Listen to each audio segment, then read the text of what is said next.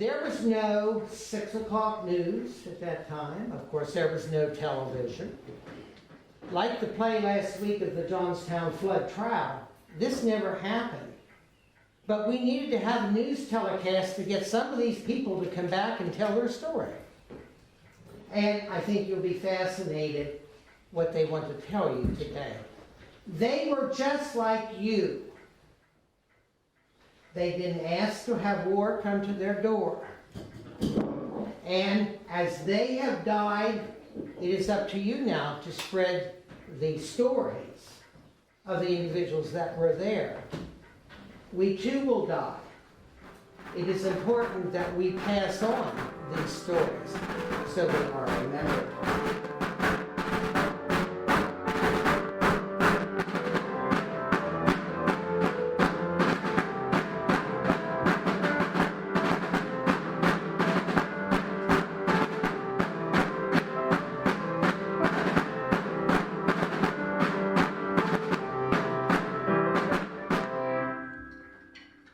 Well, good evening, ladies and gentlemen.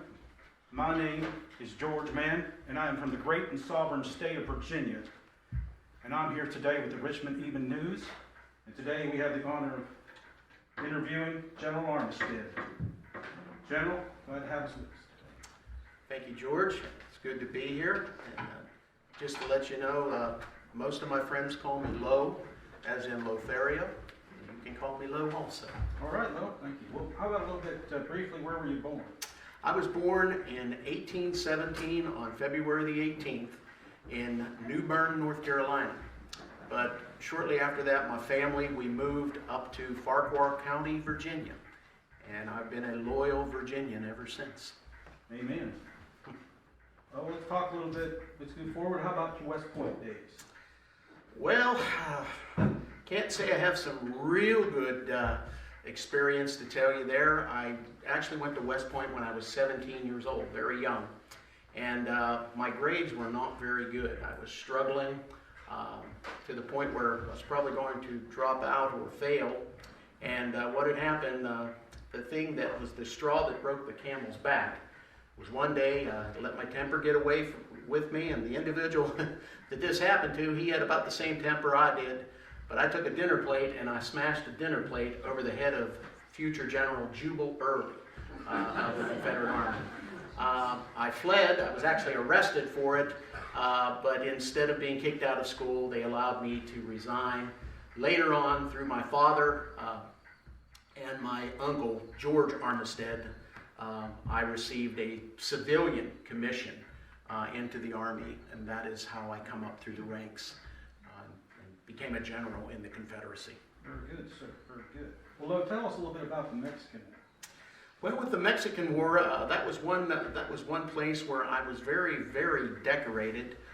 Especially, we had some harrowing things. I remember one time when we were pinned down. And by the way, at that time, I was serving with the United States Army, the 6th Infantry, and what happened? We were pinned down in a cornfield. And the Mexicans were firing across us, but fortunately we were able to flank them, and we were able to take Mexico City. In fact, by the time we got there, the Mexican Army had completely abandoned it. So, and I had many, many, many friends who call it the Old War. Many of us from the North and the South, unfortunately, we split, which was a very, very harrowing and very, very traumatic time in my life as well as others. Now, I noticed, sir, you have had tremendous loss in your time, and for everybody to get a kind of realization of how it was back then, but could you talk briefly about your losses? Yes, I had a very tragic life. I lost 2 wives, and I lost 2 children. My first wife, Cecilia, she died in 1850, and I was absent at that time off doing my duty, and we're not even sure what she died from, and not even sure where they buried her. My second wife, Cornelia, and also have a sister by the name of Cornelia, she died in 1855 because of a cholera epidemic. I had a man, because I had to act quickly, to carve a stone for her, and the man finished the stone, and he himself died 1 hour after. from cholera. And unfortunately also lost two precious children. My little Flora, she was only 3.5 years old. Then I lost another little girl by the name of Wilhelmina. So yes, sir, I've had a tragic life. Even myself, I contacted a very deadly disease by the name of, it was called erysipelas, and it was a skin disease. And fortunately, I was able to get treatment, and it was like a skin lesion type of thing. So, yes, sir, I did. I've had tragedy in my life.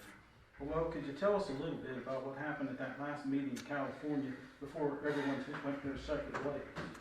Yeah, that one brings back a lot of memories, a lot of sad memories, because we had all served together, especially in the Mexican War, and we saw what was coming.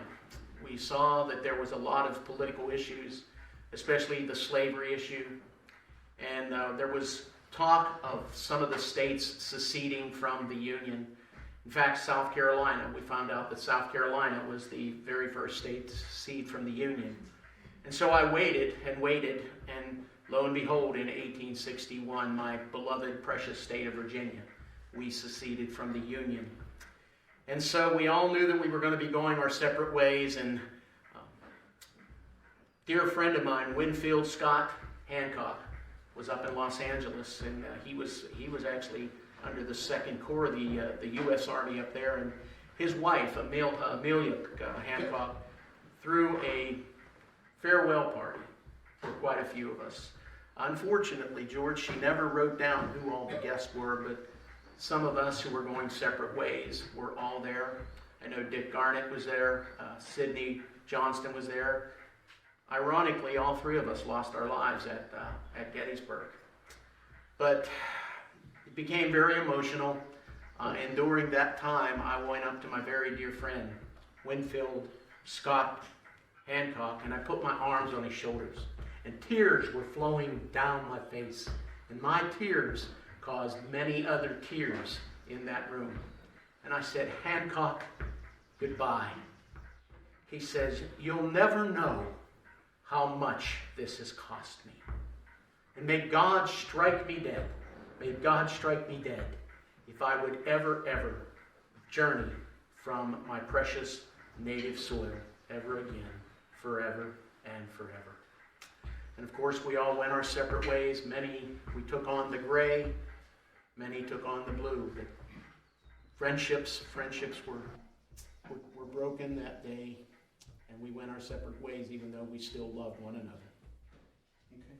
Well, Lo, that leads us into Gettysburg, so I'll let you go ahead and take care. Thank you very much, George. My action in Gettysburg is something that actually didn't happen until the third day of the battle, July the 3rd. And I was a commander of the brigade. The brigade I was the commander of consisted of the 9th, the 14th, the 38th, the 53rd, and the 57th Virginia regiments. And our brigade was attached to General George Pickett's division. My particular unit was the biggest in Pickett's division. I had 2,200 men. As I said, I had the biggest brigade. And what had happened on the 1st of July when the battle actually started, I was assigned to Chambersburg, Pennsylvania, which was 26 miles away. And what we were doing is we were destroying railroad lines and things of the railroad to keep the North from moving their supplies around. And then on July the 2nd at 2 o'clock in the morning, General Pickett decided that we needed to get to Gettysburg because we were, of course, one of the last divisions to arrive on the scene at Gettysburg. And at 2 o'clock in the morning, we started a march of 26 miles. And 12 hours later, very exhausted, we arrived in Gettysburg. Our division was actually going to be the spearhead division of what was going to happen on July the 3rd, where we were going to attack the center line of the Union Army. But lo and behold, as anxious as I was to get into battle, I was really itching for it. my brigade was put in support of Jimmy Kemper's brigade and Dick Garnett's brigade. Wasn't happy about it. But as my men lined up in Spangler Woods, some of my men, the 38th, actually got to lay in the shade. It was very hot. But all my other units had to lay out in the sun. And at 1 o'clock, right before the cannonade started with our own Captain Woolfolk, I was very angry that I wasn't moved forward. And I come across one of General Pickett's attachés, and I complained to him. And he says, well, let me find General Pickett. He couldn't find General Pickett, so he actually went to General Longstreet. And he said, General Armistead is not happy that he is back in support. And this didn't make General Longstreet very happy. And he told the attaché, he says, you tell General Armistead that you're going to start where you are right now, and while the battle comes, do a double quick and you can catch up. So the cannonade started, and it lasted for 2 hours. Both Union, we started the cannonade, the Union Army fired back, and many of their cannon strikes were actually striking Jimmy Kemper's men and Dick Garnett's men. Fortunately, my men were back in support. We were far enough in the woods that we weren't receiving any of that. So we started out, and I stood up in front of all my men a distance away. I took my black hat off and I rammed my sword up through it, and the whole way I led my men with my hat attached to my sword. And as we moved across that field, the cannonade was coming down and starting to kill many of our men. And as we got closer to the fence, the Emmitsburg Road, the Union was volleying many shots into us. As we got to that fence, they changed over to canister fire, which ripped many, many, many of our men and depleted our ranks. In fact, one of the fence posts that was 16 foot long, after the battle, they found that it had 836 bullet holes in that particular piece of wood. How we made it as far as we did, nobody ever really knows. But we crossed the Emmitsburg Road, taking casualty after casualty, and I cannot explain to you how horrific it was to look at a man whose body was hit with canister fire. Just ripped the man to shreds. Almost ripped them right in half. My unit, which there was only 150 of us left after starting with 2,200, we actually got up to the stone wall. In fact, I was the only Confederate general that made it to the stone wall. And as I got up onto the wall, climbed up onto the wall, I gave a charge to my men, and I said, "Give them the cold steel, boys!" Even though those volleys were coming into my men. Got over the wall, actually took a couple of the cannons, captured a couple of the Union cannons that were there. And as we got closer, a brigadier general by the name of Baines of a Philadelphia unit said he was amazed that myself made it within 33 steps of him into the second line. But it was at that time I was struck by a bullet in the arm, and I was struck by a bullet below my knee. And as I fell, I held onto a cannon, and I realized I was in distress. And what I did was, in my time of need, I held my hand, and I gave the Masonic sign for distress. And immediately, 2 Union soldiers came up, recognizing it, to help me. They put me on a stretcher, and they were a little confused because as they were carrying me off, they had told others, "We have captured the wounded General James Longstreet."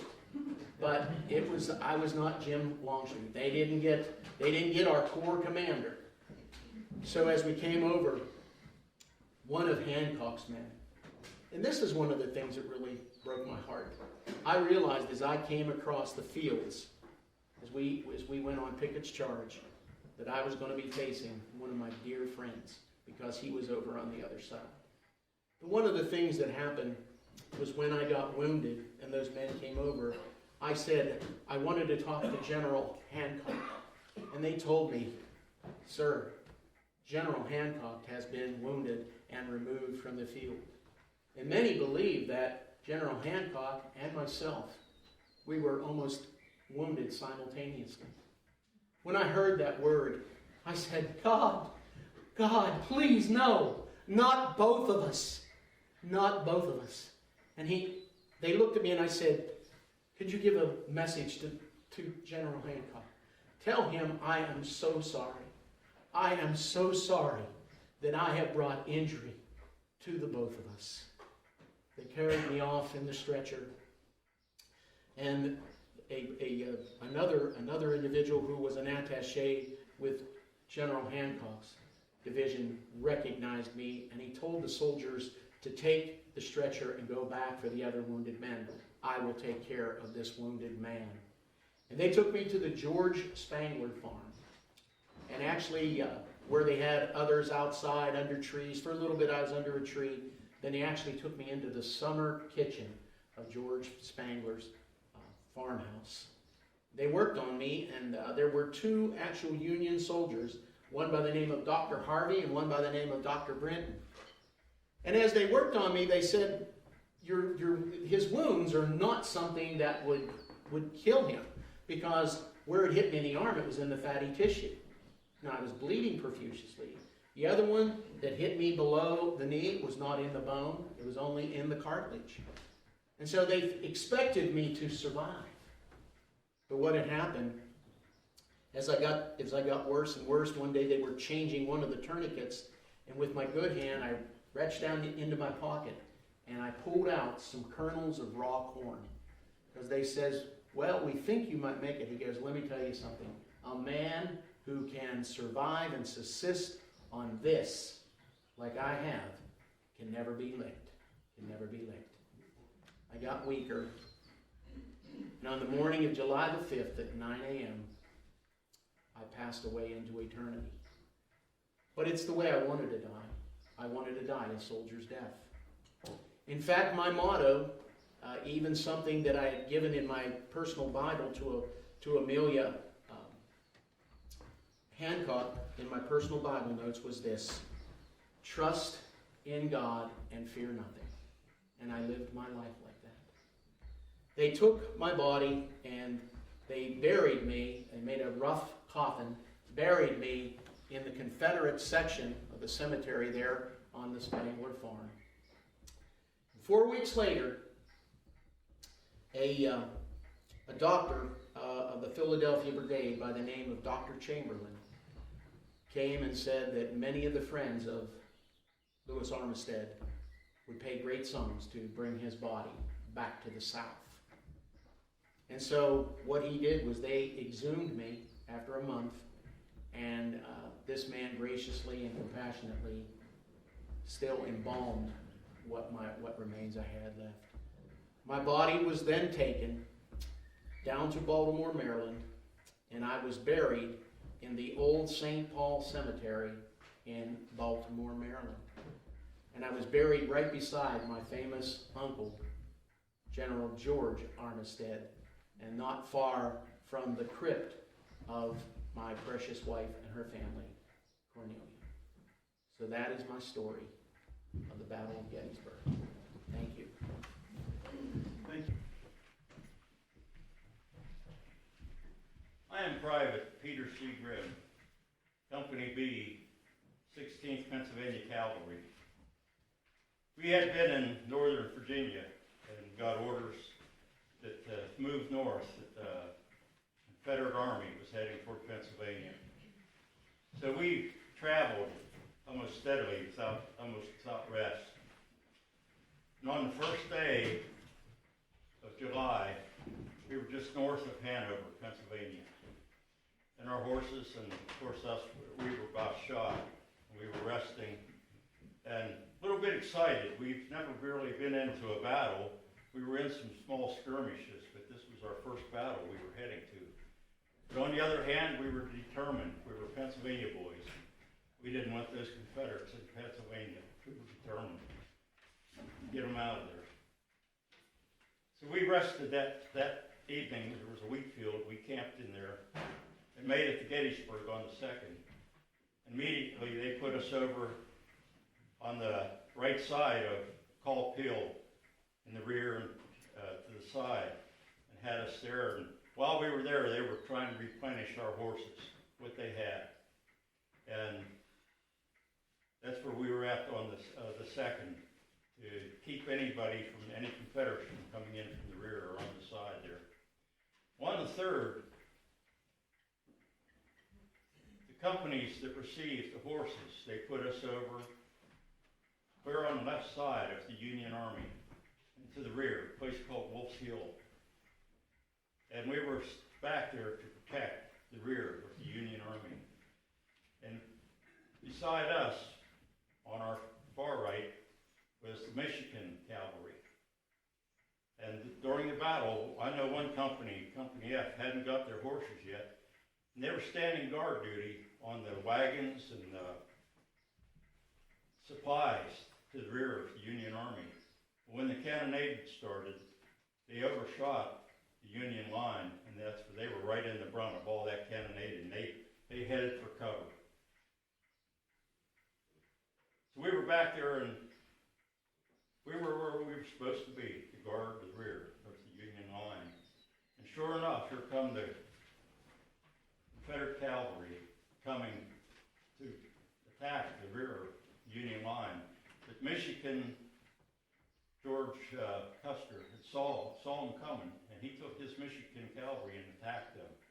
They were greatly outnumbered by the Confederates, but it stopped the Confederates dead, held them up, and they turned and left, never tried to attack the line again from the rear. They said we didn't get into a big battle, we didn't have a lot of fighting, but we were at where we were supposed to be to protect the rear of our Union line. What would have happened if the Confederates would have come in and got behind our line and cut it in two?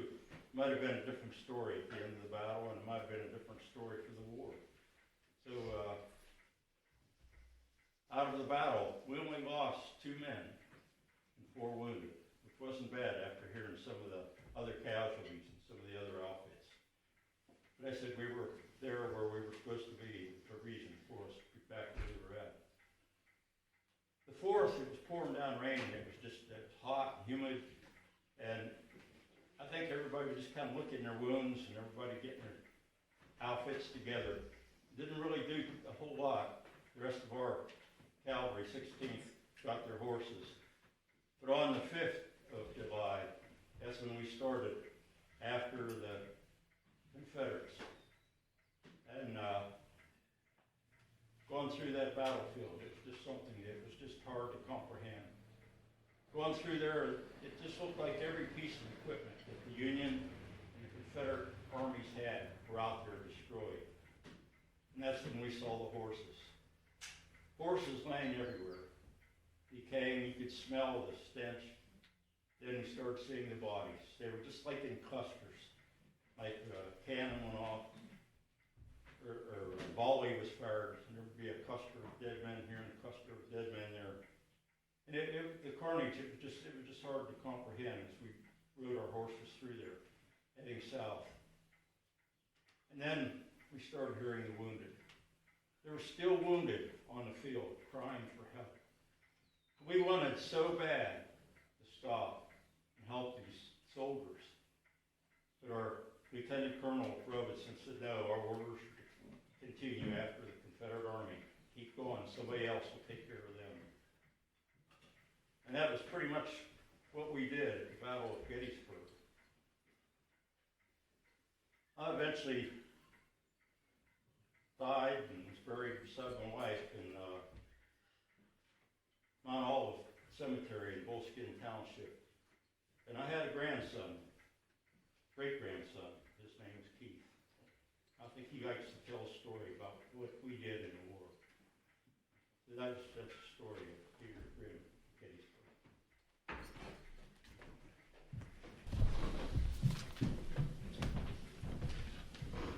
Good evening, ladies and gentlemen. I'm from the Union Evening News, and I'm gonna call up my first interviewer, Elizabeth Myers. Elizabeth, do you have a middle name? I do. Lots of people say it different ways, but it's Salome. Okay. What about a nickname? I have a nickname. It's easier, Sally. Would you have a seat and tell us your story? Oh, where should I begin? I was born June 24th, 1842. And my dad was Peter, and my mother was Mary, and my dad was a justice of the peace. So we were a little bit higher class than some people there. And that's why, when I was 16, I got to be a school teacher. A school teacher? What Yes. did you teach? Everything. Like what, for instance? Well, I was so good at a school teacher with reading, writing, and arithmetic that they promoted me, and I was assistant to the principal by the age of 21, which was pretty young at that time. I say it was.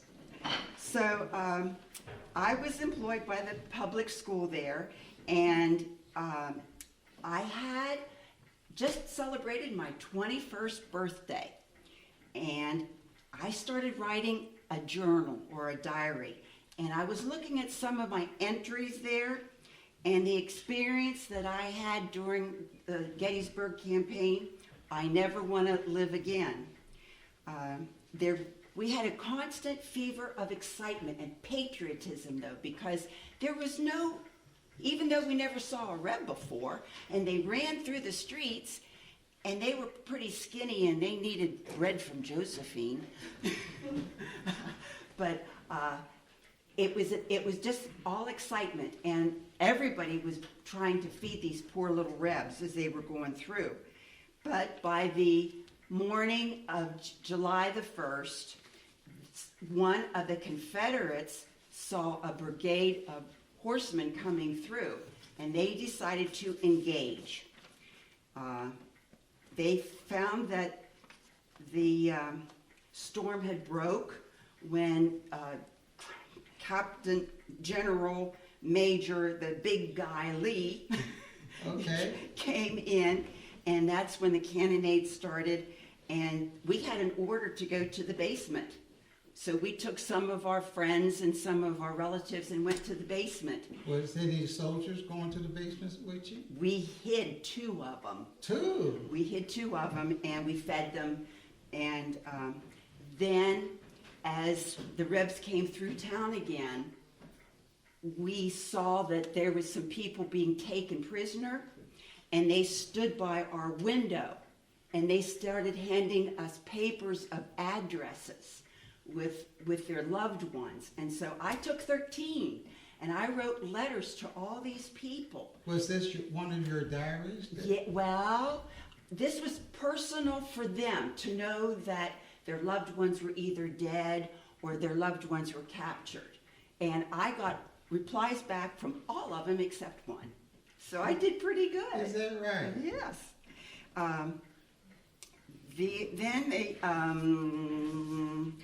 Then at 6 o'clock, they left us come up out of the basement then.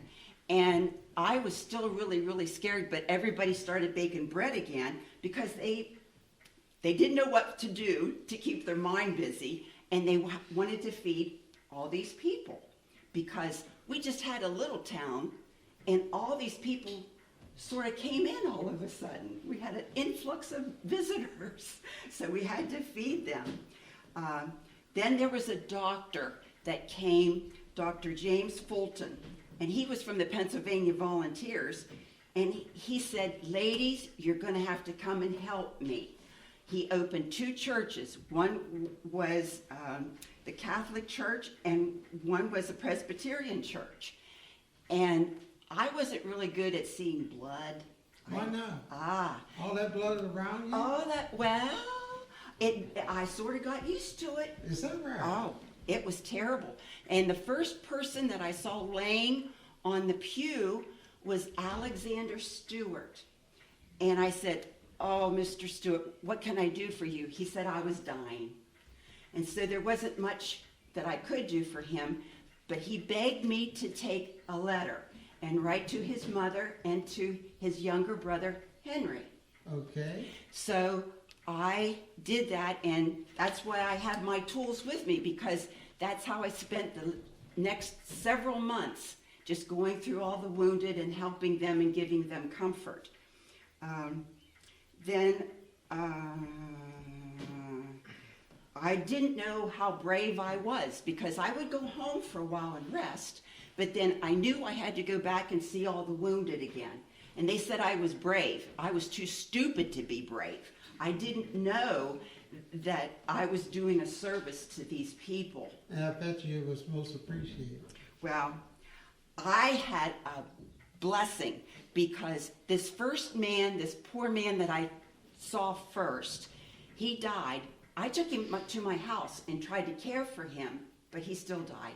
But I got corresponding with his mother and his brother Henry. Is that right? And Henry came a year later, and we fell in love. Oh, It how was touching. wonderful. It was wonderful, but poor Henry, he died a year later because he was wounded in the service too. So there I was, a single mother, because I had a baby. Oh, so you had family with this guy? I had a baby boy. And when this baby boy was born, I named him Henry Alexander Stewart. Oh, I bet you did. I was so proud of Henry, and he grew up to be a doctor. I was so pleased that he grew up to be a doctor, because I knew he was helping people like So he he really wanted to. So he made Mama proud. He did.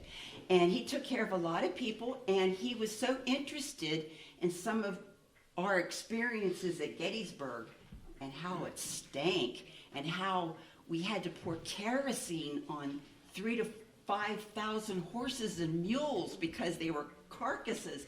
And it was so hot outside because it was 90 degrees. And these guys had wool uniforms. And we think it's hot now. It was amazing how the stench lingered in the air. We couldn't even open the windows for air. Wow. Because of the stench. And then they tried to put disinfectant all over the bodies, but people just got didn't work sick anyhow. It was bad. But I managed, with my little boy Harry, I went back to school teaching again. And then Henry grew up to be a doctor, and he established the Annie Warren Hospital right there in Gettysburg. And he was so thrilled with my diaries and my journals that I kept, he copied them. And he started the Adams County Historical Society. Boy, was you proud. And some of my writings are still there. Even though I died in January 1922, at the age of 79, I lasted that long. So you lived a good life. Huh? I did. And I was buried at Evergreen Cemetery, where some of these lovely people from Mount Union come and visit my grave every year. And I'm very thankful. Well, Elizabeth, may I Yes. call you Sally? Please call me Sally. It was nice talking to you. I enjoyed letting you listen to my story. All right, enjoy Thank your you. evening.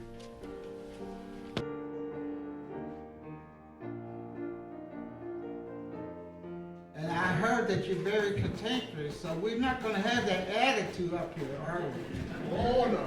Oh, okay. You can rest your weapons on this bench up here. And be careful. I hope they're not loaded. Well, now, I'll let you hold my Whoa, boy, that got a lot of weight to it. 1712. And I've noticed that you're not a very big man. How did you carry this heavy weapon? And did you get very far with it? I'm stronger than I look. Because I walk everywhere.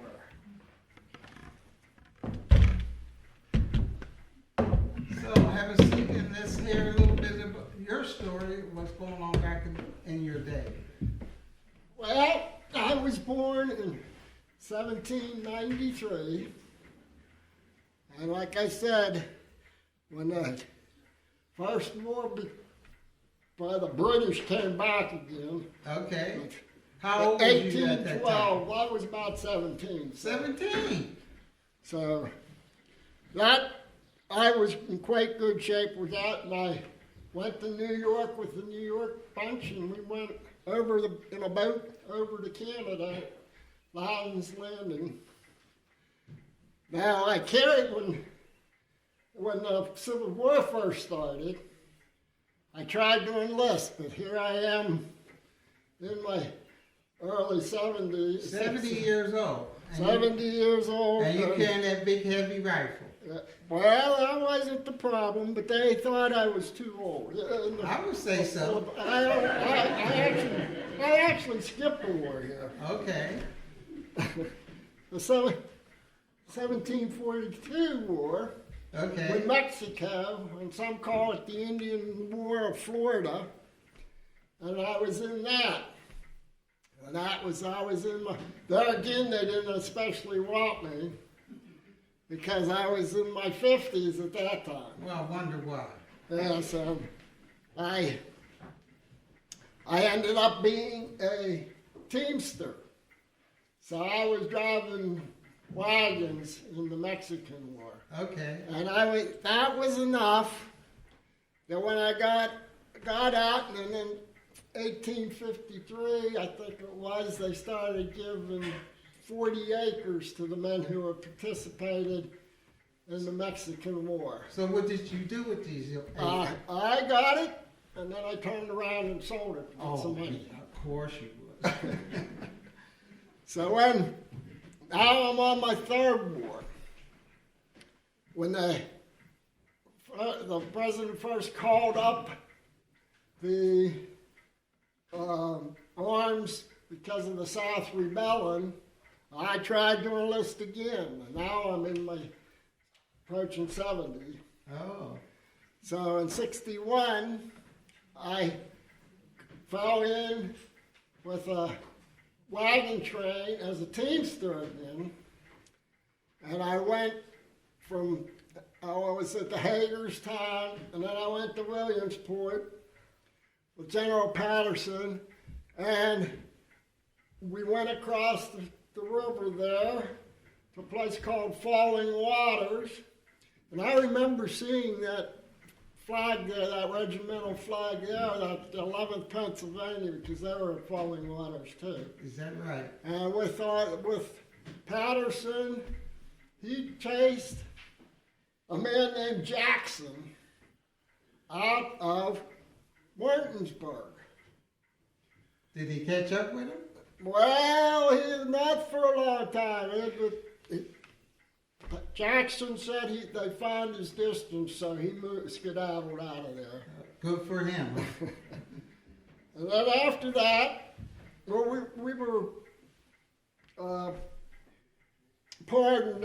we got out of there, and everybody sort of went home, because that was one of the first regiments, or at least I went home. So I walked from Hagerstown. Here you go with this walking thing.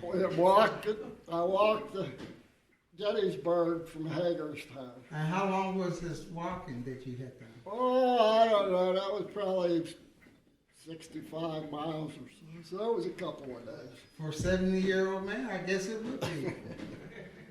And then when they heard that the Confederates were coming to my town, I said I had to take my musket from That heavy musket. that heavy musket. Okay. And I went out on the field, and I fell in with the 150th Pennsylvania. Okay. I was with them for some time, and I fell back. They fell back with the 7th Wisconsin. Okay. And the 7th Wisconsin were first in the woods. And I was standing by a tree, and that was my first time to get wounded. A bullet hit the tree and shattered wooden splinters into my face. Okay. So that was the first time I got wounded on the 1st. Then we went back out onto the field, and there I got wounded in the arm. wounded in the side, and I was still fighting. The wound that took me down was the one in my leg, and I couldn't retreat with them. So I took my musket. Oh, and the other thing is I was going to ask you, that message that you first brought up, you brought up two. Well, so what is this other message that you have, and how did you get it? one of the men in the 150th said, that old timer there, because I had the powder horn and the balls in my pocket. Right. He gave me this modern rifle. And how many people did you kill with that modern? I believe I hit 3 of them. Only 3? 3. Well, how many rounds did you have in your pocket? I probably had, because they're on standard issue, would have been 40. So I probably stuffed 40 in my 40 rounds pocket. in your pocket. I didn't want the I didn't want the cartridge box to lumber down. Makes sense. I didn't want that kind of stuff. Well, it turned out well that I put the ammunition in my pocket. And because when I got wounded and couldn't retreat with the 7th Wisconsin, I was laying there on the field. So what did you do with your rifle laying on the field? Well, it was a good thing the field had been plowed, because I took the rifle, put it in the ground, covered it over with dirt, and then laid on it. Wait a minute, you said you was only about 5 foot? I'm only 5 foot tall. That rifle was a lot bigger than you. Well, with it being under the dirt and everything. Okay, with bayonet? With the bayonet. I might have taken the bayonet off when I dug it in. Okay. But I probably used the bayonet to dig the You trench. dig the dirt. The Makes reason sense. I didn't, when the Confederates came across the field, I didn't want them to see the rifle I had, because they would have called me a bushwhacker, even though that's what I was. So by me laying on top of it, they didn't know. They just, I said was out looking for my cattle, and that's how I got wounded 3. And they saw I was bleeding. Did you really hit cattle? Come on, tell the truth. I didn't. No, I wasn't a foreman. So after that, I laid there about a day, and one of the neighbors came out and took me back to their house first, and then took me to my wife's house in time, and I recuperated. None of the wounds, they were pretty bloody, but they didn't hit any of the bones. All right. Because if they hit a bone, that would have been it. That's really bad. So what's this rumor I hear that you met Lincoln? Well, I did do that. I was called the hero at Gettysburg. And when Lincoln came on the 19th, he wanted to meet me. You? Yes. So I went with him to the Presbyterian Church. Okay. Even though I'm Methodist, I don't hold a grudge against the Presbyterians. Even though part of my job in Gettysburg was to be a constable.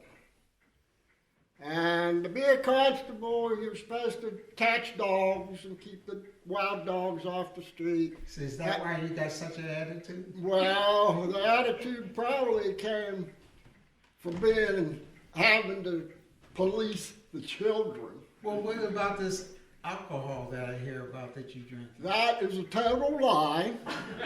So you say? Well, I was on the board of the Temperance Oh, Commission. okay. So I didn't drink alcohol. And the other thing that people didn't like about me, and were always making fun of me and everything, part of the job is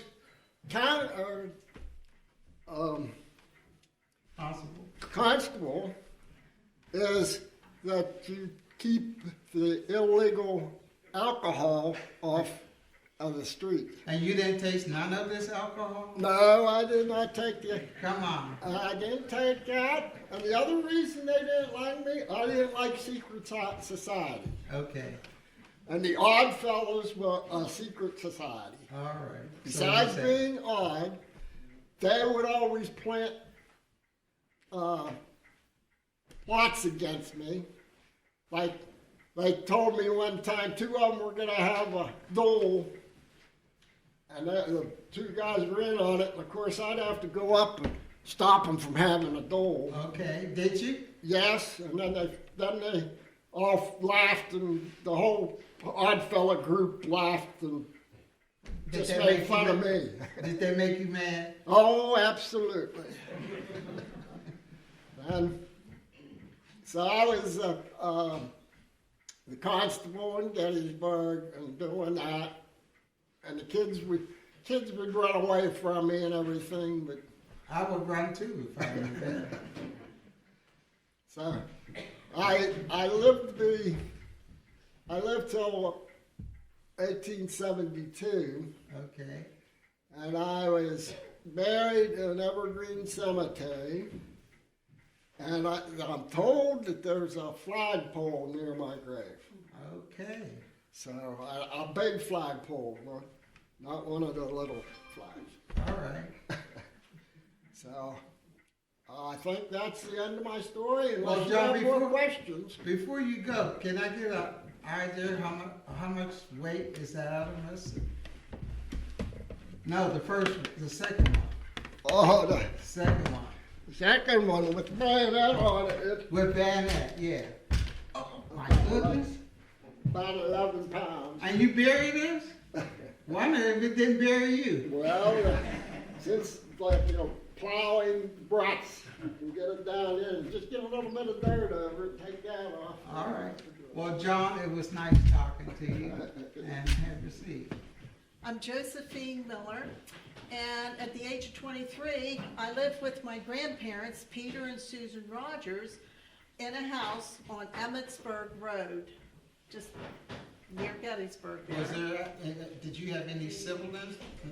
Just the only one? I was the only one living with my grandparents So at you're a the spoiled time. brat. Yeah. But when the battle started, I was busy baking bread in Okay. the house.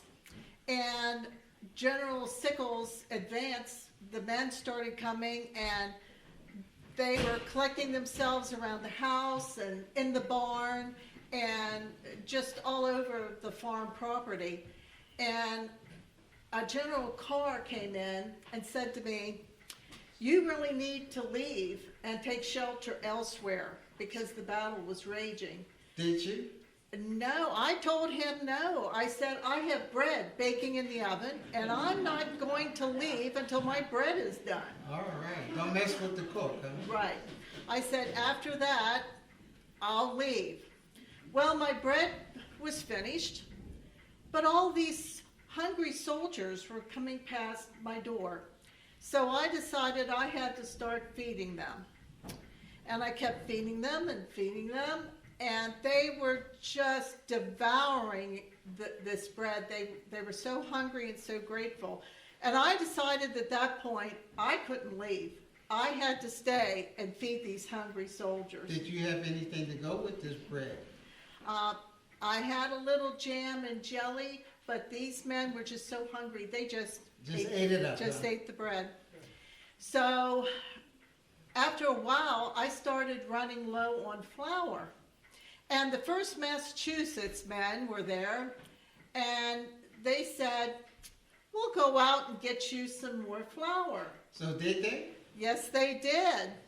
But what I found out later was they went to General Sickles' commissary storage and stole 3 bags of flour.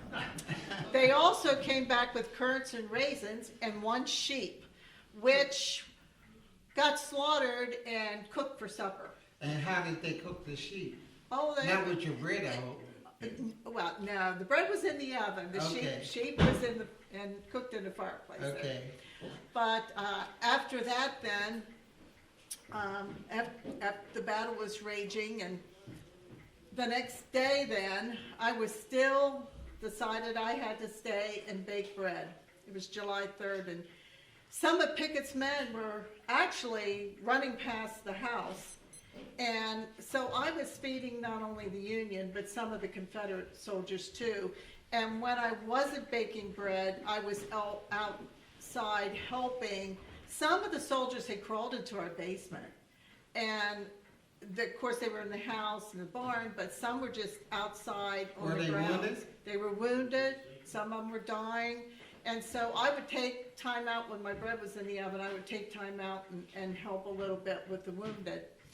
But towards the end then, the battle was finally over, and I walked outside and looked at the house, and the house was just riddled with shell and bullets. So how many shells do you think this house was riddled with? Oh, I have no idea. It was, I would say hundreds, but I'm sure it wasn't that many, but it looked really bad. And that's a good story though. And so anyhow, after that then, and everybody was leaving, I survived the battle, which was remarkable because of the amount of bullets that flew through the house. Right. I survived, but then I came down with typhoid fever, and I almost died. But thankfully, I survived that and was strong enough to get married October 25th, 1863, to William James Slider. We ended up having a boy and a girl after we married. And then in 1883, I believe it was, we moved to Ohio.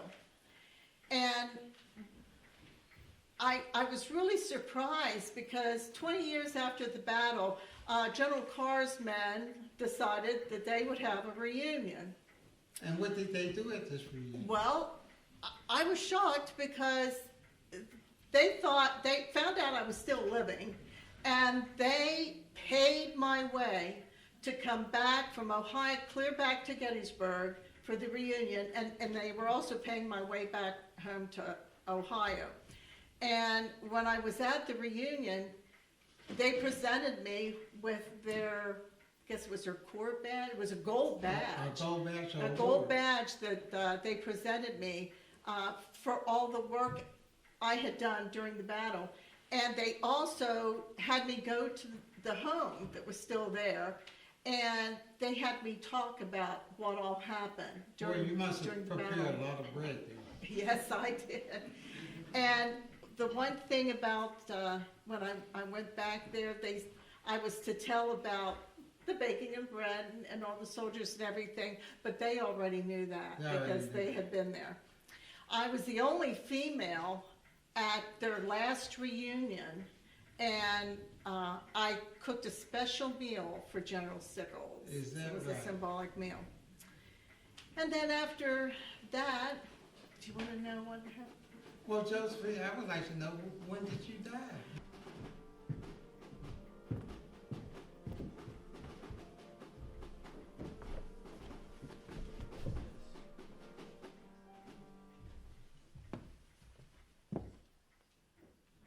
This soldier's dead.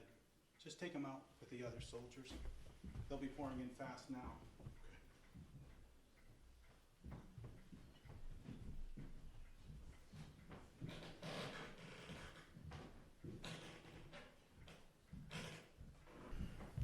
All right, soldier, sit down right here.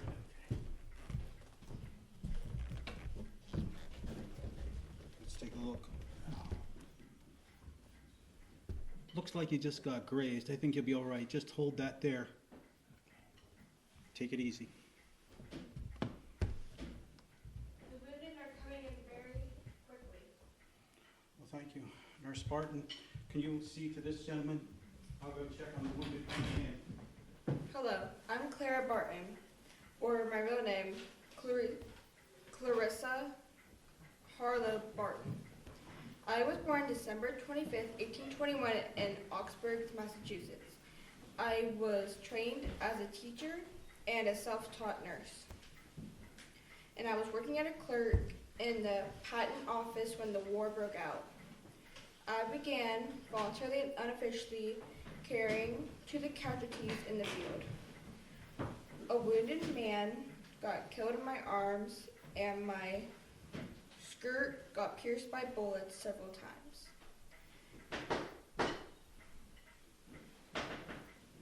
By the end of the war, I was the superintendent of the nurses to the Army of James. The Army of James was a Union army that was composed of units from the Department of Virginia and North Carolina and served along the James River during the final operations of the American Civil War in Virginia. Charged with compiling a master list of missing troops, which helped identify numerous unknown dead. After the war, I went on to found the American Red Cross, served once more in the field during war with Spain, wrote and lectured. I died April 12, 1912, 2 days before the Titanic sank. And I founded the American Red Cross in 1881 at the age of 59 and led it from the next 23 years. I was never married and I did not have children. From 1836 until 1859, I taught school in Massachusetts and New Jersey. In 1854, I changed my career and moved to Washington, D.C. And I am buried in Maryland, and I died from a Maryland. And my nickname on the battlefield was the Angel of Peace.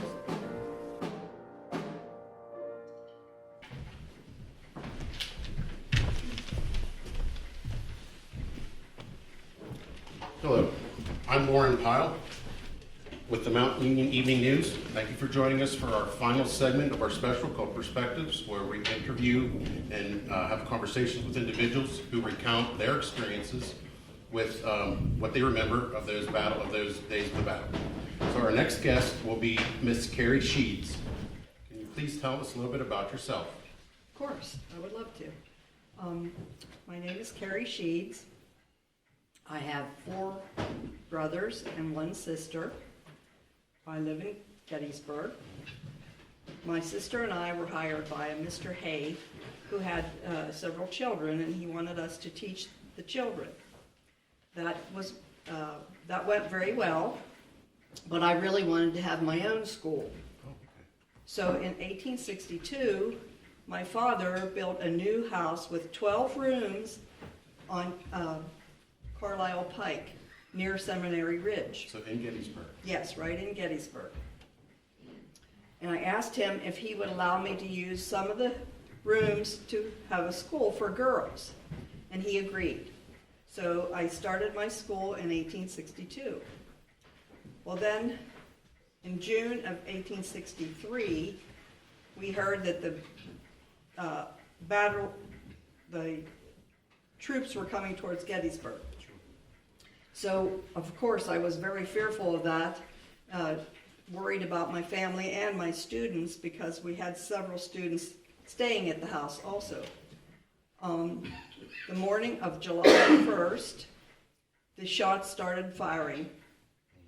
The shells were flying. We actually had at least 2 shells went through our house. And if you look today in Gettysburg, our house is still standing, and one of the shells is sticking out of the brickwork up at the top of the house. That must have been very scary. It was very frightening. Later in the day, wounded Union soldiers started coming into our house for care. So we did the best we could to make them comfortable and try to treat them a little bit as best we could. Not long after these men started arriving, Colonel Wheelock of the 97th New York came running into our breakfast room. He was out of breath. He was a big man, and he was out of breath from running. A Confederate officer was chasing him, and he came into the room and demanded Colonel Wheelock's sword, which I have right here. Colonel Wheelock would not release his sword because it would dishonor him if he gave up his sword. And he just said, if my boys were here, you would never take me. But they weren't there. And so the colonel said, just shoot me.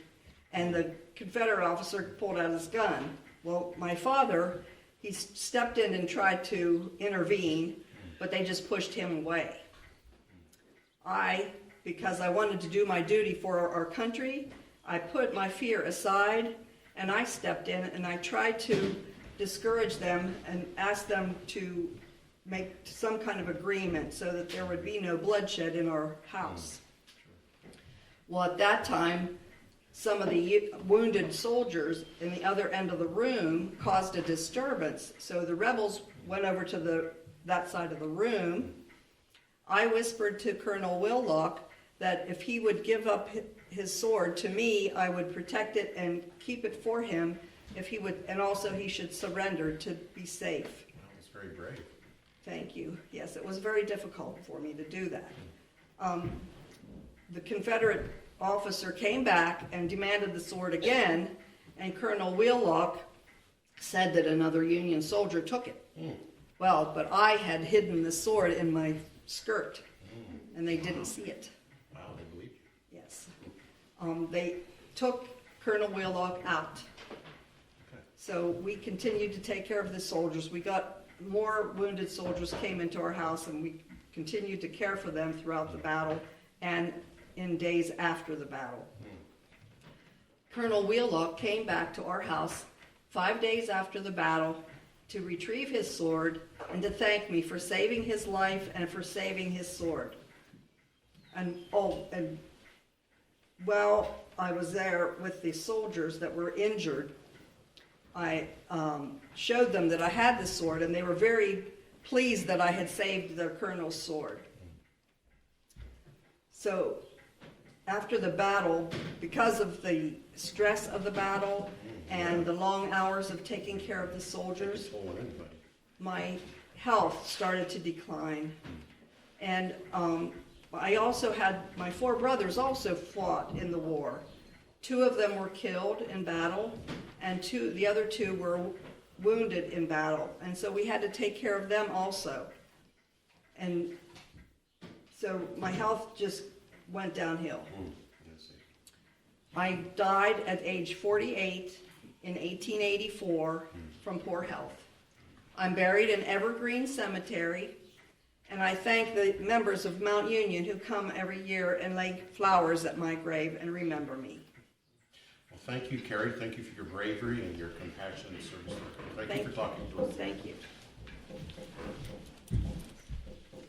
Our next, Father Corby. So, Father Corby, if you would come and share with us your experience from the battle.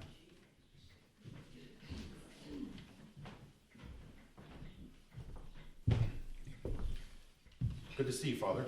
Thank you.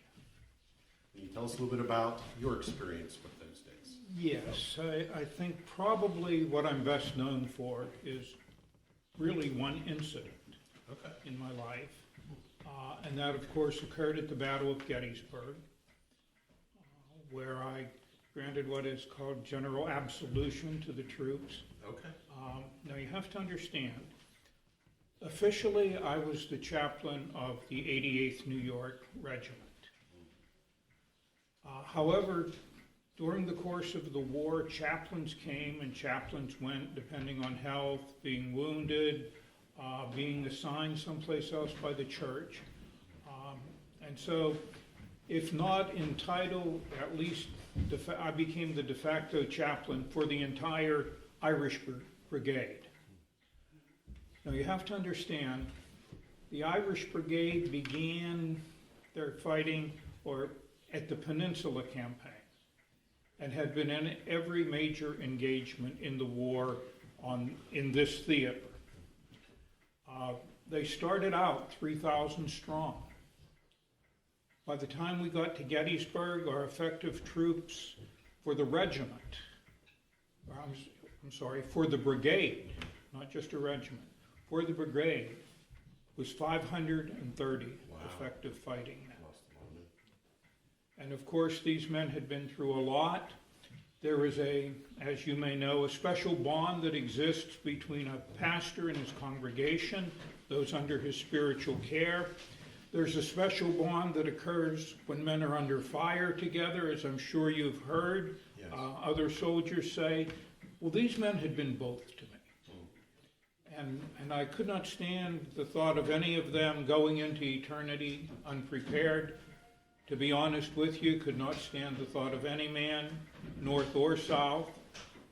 And so I asked for permission to address the men before they went into battle. Now you have to understand, we were not engaged on the first day of battle.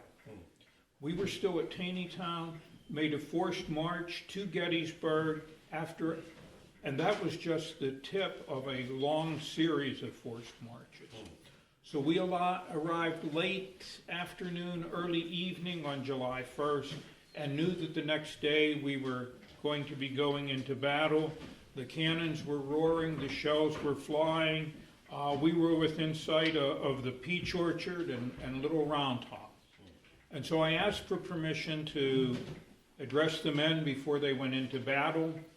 That was granted to me by the commander. And there was a large boulder there that I managed to get up on so that the men could see me and hear me. I explained to them the way of salvation, that if they put their faith and trust in the Lord Jesus and ask him for forgiveness of their sins, that it would be granted. That the scripture says, he who comes to me I will in no wise cast out. Now I did stress to the men that if they survived the battle, their lives should show evidence of that. And I trust many did. I do know when I issued that call to prayer, I had the attention of thousands of soldiers, enlisted men, officers, even General Hancock. And I can't help but think when that call went out that any of the men praying had to be sincere. I don't see how you could be in such a situation and not be. Later, one of our officers told me that, and I to this day don't know if the man was Catholic or Protestant, but it didn't matter, said he never heard a man make a more fervent prayer than this one particular man under his command. And he said 20 minutes later, he was no longer among the living. And so you can see the seriousness of the situation. Sure.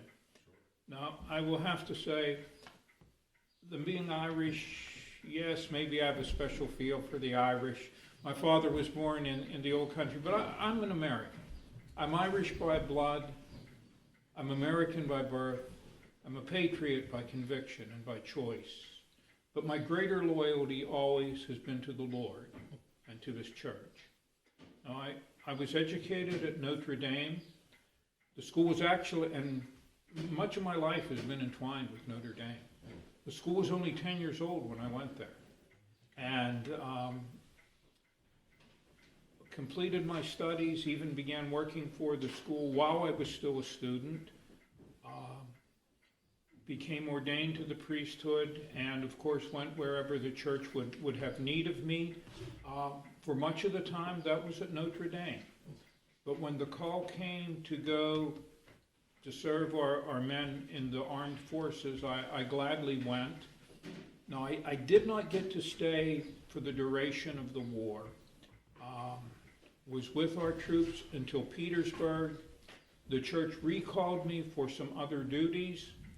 Once I got those completed, though, I was able to go back, and even though it was not in an official capacity, visit with our men before the Confederates surrendered. So you survived the war. So Oh, I'd yes. say it might be luck of the Irish, but No. it's probably divine providence. Divine Providence, you're right, sir. Thank you. I'm glad you recognized that. Yes, once the war was over, I went back to Notre Dame, served in an administrative capacity, then was president. Then there was a need at another school to which I was called. And so I went there, came back and continued my work at Notre Dame. Gradually was given more responsibility. At one point, I was in charge of all the schools of our order in the nation. My office was at Notre Dame, but I had to make rounds and visit each of our schools at least once a year. Okay. I took that duty very seriously. Now, in 1888, though, I did add something that was not part of my official duties. In 1888 was the 25th anniversary of the Battle of Gettysburg. There was a reunion of the Irish Brigade, and I began gathering up artifacts and turned them over to be a display in memory of those men and in commemoration of their battle. I continued my work with the church mainly in an administrative capacity, although I have served parishes. My colleagues, my friends, always told me that I pushed myself too hard. And I did not know any other way except to give it everything I had. And perhaps they were right. I pushed myself rather hard. And in 1897, while on the tour with the church, it was in December, I came down with pneumonia. Subsequently, that's what took me into glory. And I was carried to my grave, not by fellow priests, but by fellow veterans. Wow. And actually buried with an Irish Brigade flag at Notre Dame. At Notre Dame. At Notre Dame. Wow. Very nice. Well, thank you for your ministry to the soldiers, and thank you for speaking with us today, Father. It's my pleasure. Glad to be with you. Final individual we'd like to speak with today is Johnny Clem. So, Mr. Clem, you come speak with us.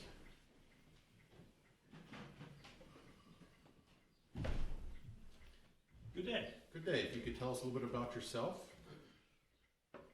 John Joseph Clem. Okay. I see you're carrying a drum. Yes, We'll get into that later. we'll get into that later. Okay. Actually, my name was changed to John Lincoln Clem. Oh, Yeah, I did that. okay. We were fighting for the man, so we might as well carry his name with us. Sure. And my last name is spelled with a K, but it was changed many times to C. Okay. I was not at Gettysburg, but I am representing all of the thousands of drummers and fifers that were. And my sticks today are from the Longstreet Witness Tree.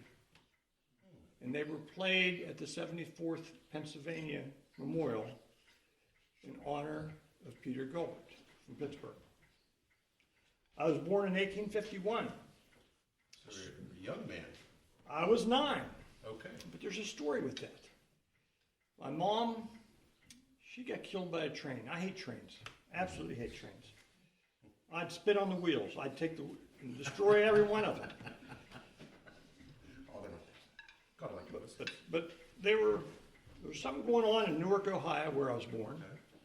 You know, a 9-year-old, you're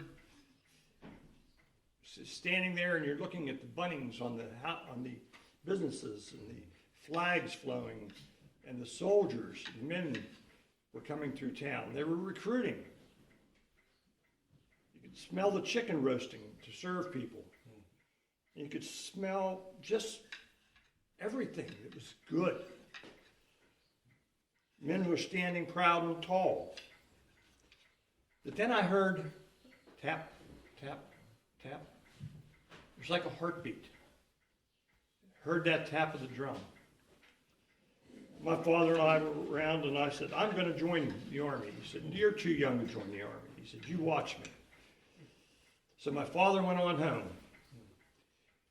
And I said, I'm going to join this group of men.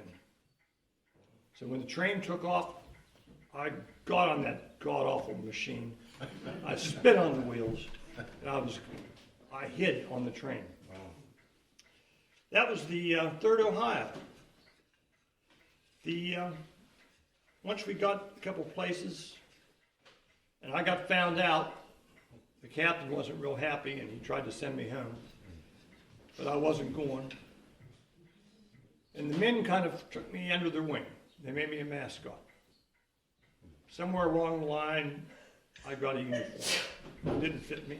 It was cut in pieces. But Then somebody said, here's drumsticks, we need a drummer, and here's a drum. Simple wooden drum. I said, I never picked one of those things, and they said, you'll learn. Well, boy, I did. But being a drummer is not an easy thing. You're the first one up playing camp duty. It goes by the term of 3 camps, which I played earlier when everybody was coming into the chapel. Then you'd play surgeon's call and sick call and breakfast. And then you'd play assembly. And then you'd play lunch call. And you'd play dinner call. And you'd play pioneer call or surgeon's call or whatever. 123 or 124 different calls. Wow, how do you remember all that? Practice all day. Oh, okay. Every day. When there is no battle. And then in the battle, you might play the long roll for 20 minutes or a half hour, getting everybody going. Well, that's certainly brave. You go into battle with no armament, just your drum. Just your drum. And the fifers standing beside you. And we were easy targets. Sure. Yeah, we were easy targets. Not as an easy target as a flag bearer. They were, and a lot of times, the nice thing about the drum is you could be in the back and move men forward because it is loud. Yes. It is really loud.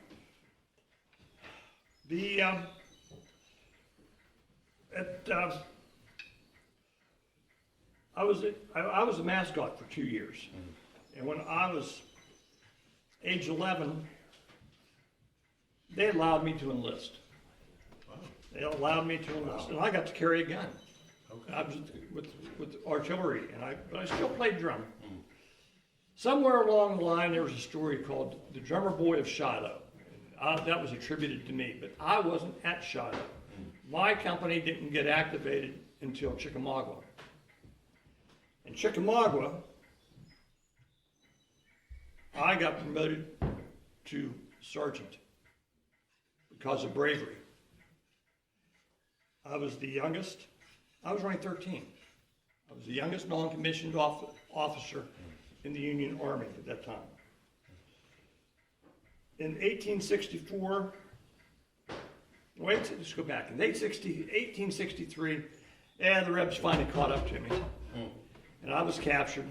But then in 1864, I was discharged.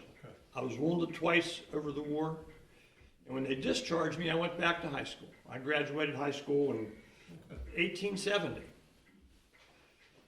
Then I tried to go to West Point.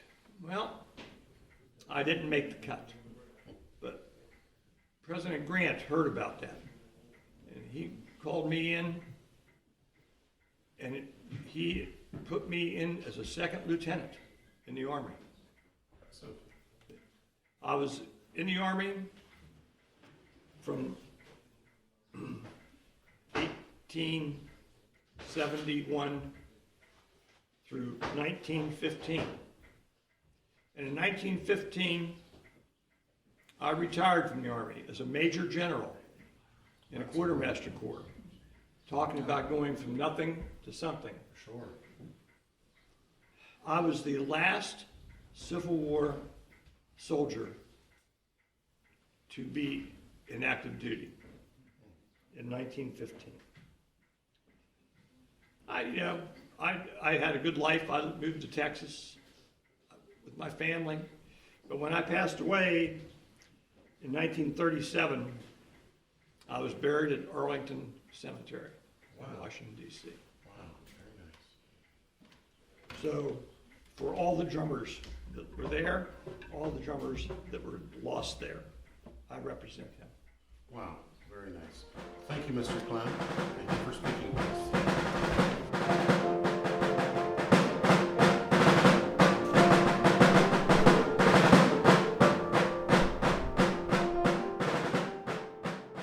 River, whence the fleets of Varn have fled, where the blades of the gray grass quiver, asleep are the ranks of the dead. Under the sod and the dew, waiting the judgment day, under the one the blue, under the other the gray. These in the robings of glory, those in the gloom of defeat, all with the battle blood gory, in the dust of eternity meet. Under the sod and the dew, waiting the judgment day, under the laurel, the blue, under the willow, the gray. From the silence of sorrowful hours, the desolate mourners go, lovingly laden with flowers, a light for the friend and the foe. Under the sod and the dew, waiting the judgment day, under the roses the blue, under the lilies the gray. So with an equal splendor, the morning sun rays fall, with a touch impartially tender, on the blossoms blooming for all. Under the sod and the dew, waiting the judgment day, broidered with gold the blue, mellowed with gold the gray. So when the summer calleth, on forest and field of grain, with an equal murmur falleth the cooling drip of the rain. Under the sod and the dew, waiting the judgment day, wet with the rain the blue, wet with the rain the gray. Sadly, but not with upbraiding, the generous deed was done. In the storm of the years that are fading, no braver battle was won. Under the sod and the dew, waiting the judgment day, under the blossoms the blue, under the garlands the gray. No more shall the war cry sever, or the winding rivers be red. They banish our anger forever when they laurel the graves of our dead. Under the sod and the dew, waiting the judgment day, love and tears for the blue, tears and love for the gray.